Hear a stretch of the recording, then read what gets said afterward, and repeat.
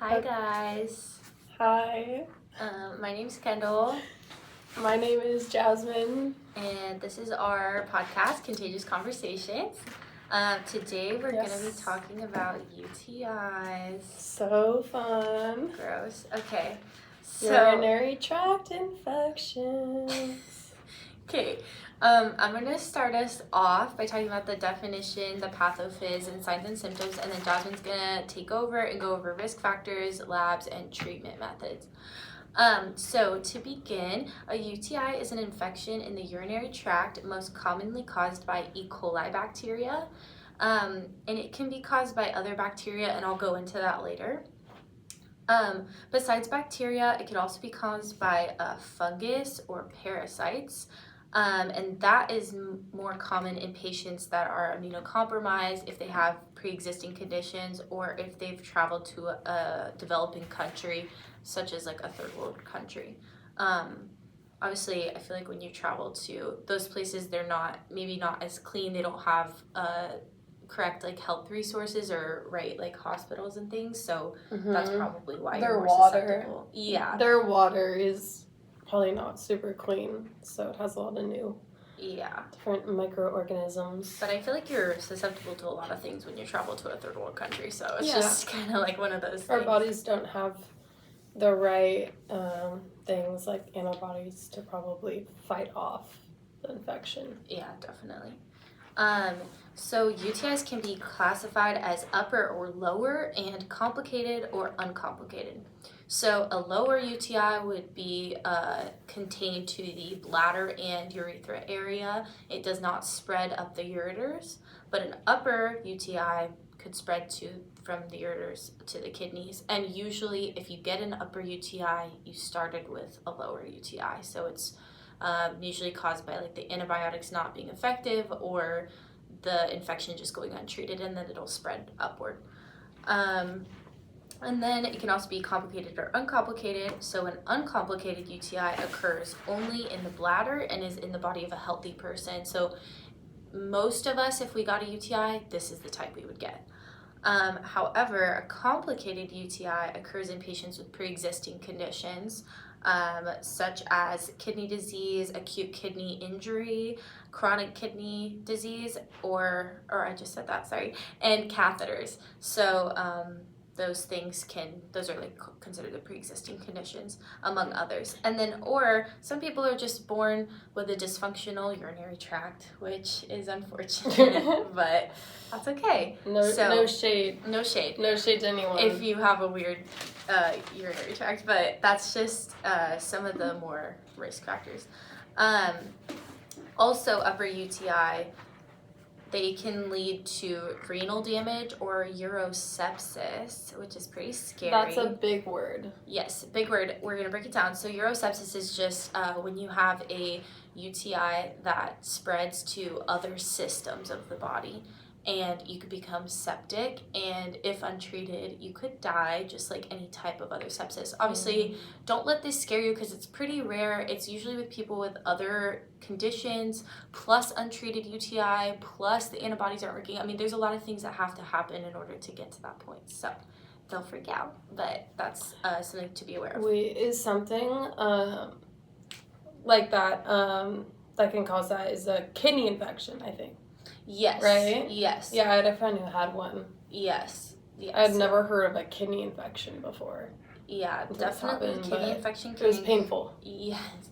It can increase your risk for urosepsis. But like I said, urosepsis is pretty rare from what I understand, from what I read. So just pray that doesn't happen to you. Okay. So now we're going to move on to the pathophys. I'm going to start by talking about the defense mechanism. So your urinary tract maintains sterility or is sterile because of some defense mechanisms that you're just born with because we have beautiful bodies.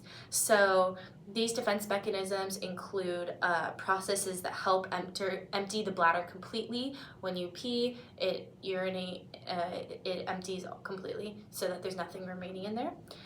There's also peristalsis of the urethra, two kind of big words, but basically peristalsis is just the muscle contraction to get it out. It also happens in your colon when you go poop. So same thing, like there's peristalsis of the urethra to push all the urine out. And then lastly, there's one more after this, but this one is kind of big. Uterovesical junction competence. So that one's a pretty big word. All it means is that there is a valve located where the ureter meets the bladder, and this valve prevents urine from flowing backward into the ureter. So if you could think about that, once your kidneys process your urine and they've cleaned it out and got everything out that they need from it, it goes down the ureter to the bladder, and you wouldn't want that urine to go back up into your kidneys because that's a huge problem. Yeah. So this uterovesical junction competence prevents that from happening, which is pretty cool. That's cool. I never knew that. Yes. No, I didn't know that either. That's cool that our bodies just know. But I mean, it makes sense. Yeah. Because, like, I don't want to have to... Don't have to think about it. Well, I don't want it to have to go back up, then I have to pee again. Yes. No, that would be annoying. That would be really annoying. You just tell the valve to open. Open sesame. Okay, anyway. And then lastly, your urine is sterile, which is really good for our bodies. And your sterile urine is maintained by a slightly acidic pH. So, sorry. Go ahead. No, I tell everyone that when they're, like, scared of, like, touching, well, I know a lot of people when they're, like, nurses or they're getting into it, or, like, students, they're worried if, like, pee, like, touches. Obviously, you don't want pee to touch you, but, like, it's sterile. For the most part, pee is sterile, yes. and I would tell people that. Like, so don't. You'll be fine. But on the other hand, the other thing, that's not sterile, so. Wash your hands. This isn't a reminder that to not wash your hands after you pee. Hand hygiene, guys. Yeah. Hand hygiene. But yeah, and it's also why, this is very off topic, but I don't know if you guys have ever heard of, like, people being stuck in the desert or being deserted, being stranded multiple days, and they drink their pee. The reason they're able to do that without having, I mean, I'm sure it tastes disgusting, would not recommend, but if you are in that situation, that's why you're able to drink your pee, because it's sterile and it's not gonna hurt you. So anyway, but if you have a UTI, probably don't do that. Don't drink your pee. Don't do that. My bad. Okay, anyway, that's not the point. Okay, I'm moving on. So anyway, if any of these factors are off, the four that I just listed, and the last one, meaning like your pH is off, then that is when you have a higher risk of a UTI, and that's probably when you'll get one, because those are part of your immune functions to keep you from getting sick, and when those get compromised, you're at greater risk of contracting a UTI. So we talked about earlier bacteria, and I'm going to bring that up one more time. So organisms in the perineum, which is like your genital area, usually cause UTIs when they're introduced in the ascending ureter. Mostly gram-negative bacteria are the ones that will cause UTIs, which I mentioned, E. coli. E. coli is a gram-negative bacteria. But gram-positive bacteria can also cause UTIs. So some examples of that would be streptococci, enterococci, etc. There's other gram-positive bacteria. If you've ever taken microbiology, then you would know. And then I said lower UTIs can become upper UTIs if untreated. All right, now we're gonna move on to signs and symptoms of a UTI. So I'm gonna list some ones that are pretty common for lower and upper, but I'm also gonna distinguish between the two. So I'll try to clarify as I go along. If I confuse you, let me know. So first we're gonna start with dysuria, which is a fancy word for discomfort or painful urination. So if you're peeing and it hurts, or you feel burning sensation, that's a huge indicator. And probably, I would say, the most common one. I'm not an expert. I didn't read that out of the textbook, but I would say that that's what I hear. I've had UTIs, and I have friends that have had them, and they always say that, burning. The burning. And the frequent urination. Yes, and that's my next one, frequent urination. But when you're voiding or peeing, you're not peeing out a lot. So you feel like you have to go all the time, but then when you pee, it's like a little bit. Urgency, you constantly have the urge to go, but nothing comes out or only little comes out. I mentioned discomfort or pressure. Cloudy or bloody urine is also pretty common. If there's an odor when you pee, and I would say like everyone probably has a slight odor, like it's your body scent, your hormones, your pheromones, but I'm talking about like nasty, like foul smell. Like it does not smell right. It smells like an infection. If you guys have ever had an infection before, it smells like just something's wrong. So that's what I'm talking about. What I'm talking about. Yeah, you'd probably be able to tell. Yeah, and then in the elderly, especially, but it can also happen with younger people, confusion is really common. So if you have a patient that is confused, and they are older, and like maybe they've just had a catheter removed, which Jasmine will go into, or maybe they've had I have a horror story. Or maybe they've had like other issues. That is where you could kind of look into like, oh, are they confused because of a UTI? You know, that type of thing. Obviously, I would say it should be accompanied with other symptoms before you investigate that. But yeah, that's could I tell my horror story? Sure. Almost, obviously I don't want to go into great detail, but basically the patient had a UTI, and I was CNA, and the nurse never told me, which is okay. They were busy, but I had this person before many times, and I understood how they were. When I walked into the room, it just was not the same, and I took, like, the water pitcher. They thought I was stealing it. They thought it was their water pitcher. It was, like, a facility-owned water pitcher. You know, the ones that they give to patients, like the big one that you pop off the lid, really big, and practically almost got stuff thrown at. And what, she threw stuff at you? I don't know. Almost. I felt threatened. She was confused. I felt threatened. I felt really threatened. I was really scared. I had to walk out of the room. And then the next time I saw them, acted like nothing happened. Oh, that's so weird. Yeah. I think I would have been so upset. But also, like, once you knew, you were probably like, oh, okay. Oh, and then they refused care from me. I feel like you're not a real nurse. Get out of my room. I'm just the CNA. I'm just the CNA. No, okay, not just the CNA. That sucks. I'm sorry that happened. Oh no, it's okay. Gave me character and strength. Stop. But yeah, it's not good to tolerate abuse. But no. Yeah, just understand that if they're elderly and they have a UTI, just be very mindful of the confusion. Yeah. Try not to step on anyone's toes. Yes, definitely. Because I could have maybe, if I knew, and now that I know this knowledge, I could have maybe approached it differently. Well, definitely, like, just keep it in mind also, like, with your bedside manner, just keep in mind that it's 9 times out of 10, you're not the problem. So if you are a nurse or you're in nursing school like us or whatever it is, just know that it's probably not you. Most of the time, it is not your fault. So don't put a lot of pressure on yourself like we do. Yeah. But just try to maintain that open mindset. I'm going to cover one more thing and then hand it over to Jasmine. Upper UTIs are accompanied with middle to low back pain, fever leading to a raised heart rate, chills, nausea, vomiting. And then we talked about urosepsis. So urosepsis is also a symptom of upper UTI.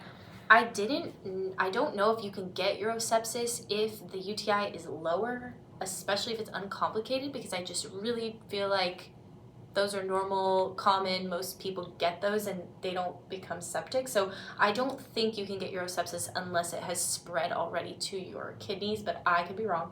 Don't quote me. But yes. And then the other thing that could happen is pyelonephritis, which from what I understand is renal damage. So in your kidneys, if you don't know the anatomy, in your kidneys you have, what are they called? Like renal ducts The or- nephrons? Yes, the nephrons. So basically the infection spreads up there, is what I'm getting at. But yeah, so And that affects like the filtering. yes. The basic function of the kidneys. I should have let you do that part. Cause And the glomerular, I can't say it's a very hard word. Glomerulus. Yes. Glomerulus. Yeah. Well, that's all I have for you guys. But Jasmine will take over and talk about the labs and treatment, and then some risk factors for UTIs.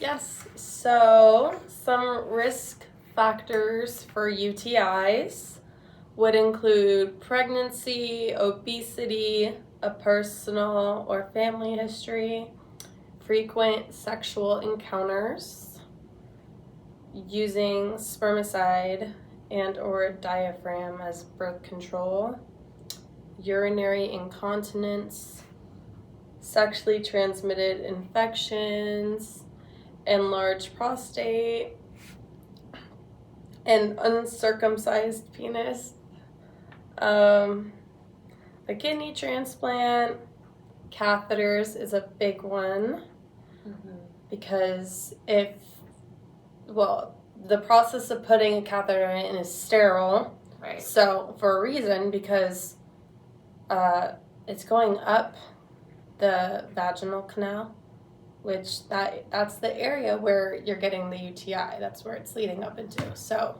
or I'm sorry, not I know the what you're saying, urethral but- canal. Sorry, that wrong wording. I know that. Yes. I Because know. UTIs can happen for It men goes and through women. the urethra. Sorry, Yes. You're good. wrong words. Which is what leads up to the bladder. So if the tubing is contaminated, first off, you don't want to put it up there. That can cause an infection. You want to get a new kit, start the process all over again. But if you were to do that, which I know in practice, people want to save time, people are lazy, they want to, they're busy, they want to get the work done, and they contaminate, they stick it up there, that can cause an infection because it's not clean. It's not sterile. Not clean, it's not sterile. And then diabetes and kidney disease, and then a weakened immune system. And then some treatments, would be a urine sample. So that's the first thing that they're going to want to take. So that's going to be a urinalysis. So what they do is they look for white blood cells, red blood cells, any bacteria. And what they may ask you to do while you get the cup of pee is that they might ask you to first wipe the area with like an antiseptic pad just to make sure it's clean. And then they will want you to start to catch the pee in the cup during like your midstream. So not right when you pee out, because that pee still could be contaminated. And as a nurse, we will be familiar with this, and we'll be able to educate the patients on why that's important, Yeah. because that could mess up the result. And if the patient isn't able to, for whatever reason, the nurse is able to assist with that process with Yeah. the clean catch urine sample. Or if the patient can't get out of bed, they'll do like a straight cath, Yeah. which is like an indwelling catheter. But every catheter is sterile, so super important, like Jasmine said, to make sure that if you're going to insert one, you're doing sterile technique. Obviously, things happen. People don't do it on purpose all the time. Sometimes they accidentally contaminate it, but it increases hospital stays and things. It's just not good for the patient's longevity in the long run. Yeah, and then what they'll do is they'll get a urine culture to determine the type of bacteria so they can find the right medication, which is going to be antibiotics. Since it's a bacterial infection, we're going to use antibiotics because they kill bacteria. Also, to mention, for people with reoccurring UTIs, a doctor may order a procedure called a cystoscopy, what this is it's a long, thin tube that goes inside the urethra and the bladder. And it's just like an imaging just to see the anatomy of that area, to see if there's anything that could be abnormal. And again, so the meds to treat UTIs are going to be antibiotics. Some antibiotics to treat this would be Bactrim, which is the brand name for trimethoprim, and sulfamethoxazole. Some of these some of these drugs are very hard to pronounce. Phosphomycin, ceftriaxone, and cephalexin. And then some labs or tests. I kind of already went over some of these. Would be the most common is going to be the urinalysis and the urine culture, and then the cystoscopy, which is the imaging of the urinary tract. And then some could order blood test, or they could want a pelvic exam or a rectal exam. And that's pretty much it. Pretty solid list there. Yeah. Is there anything you would like to share to conclude this amazing podcast on No, I think I'm good. UTIs? Just watch out for those signs and symptoms that we talked about.